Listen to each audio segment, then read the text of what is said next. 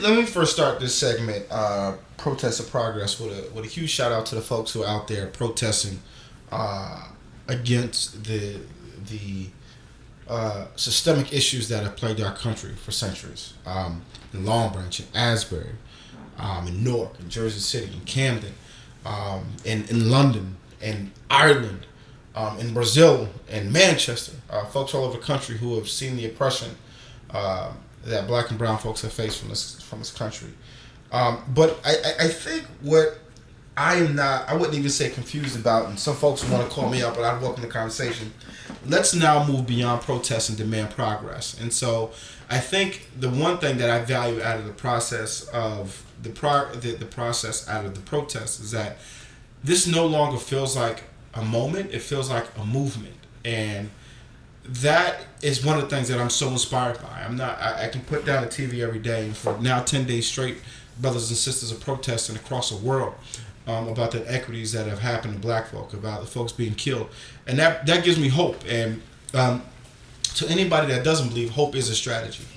But to me, what are we asking for?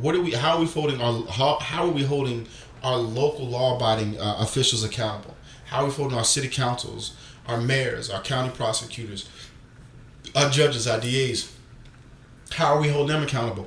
And I tell you, to me, that's why I say our progress is at the voting booth. But everybody thinks I'm talking about Joe Biden.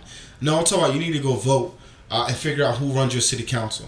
You need to go find out who your county clerk is. You need to go find out who your mayor is, because it's inevitably important that these folks make core decisions on your livelihood every day. Your state legislature, you can put the pressure, and we can march in Trenton and hold protests every day until they change an excessive force law. That if a cop uses excessive force, they no longer can use the lawyer that's used by them, that is afforded them by the union. You could also go a step further and say it's time for us to teach black history. And I've mentioned this before, black history into our schools and why that's important. And not start with slavery.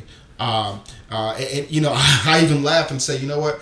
You want to play the national anthem? How about after the national anthem or before the national anthem, you play the black national anthem? Because those words have so much meaning and so much magnitude to our culture, but it also tells us the culture of this country. And so I am trying to figure out what is our ask. And so, it's easy for, folks, for cops and National Guard and folks alike to kneel, and elected officials to kneel. But now I need to see you write legislation that is meaningful for people of color, write legislation that holds police accountable, that holds elected officials accountable, and that honestly makes us believe that we are part of this human race and not just a worker bee. So I'm excited to talk about the tools of progress that we need, and the difference of the Republican Party, Democratic Party, Independent Party, Green Party, Libertarian Party, and what their role is in this process.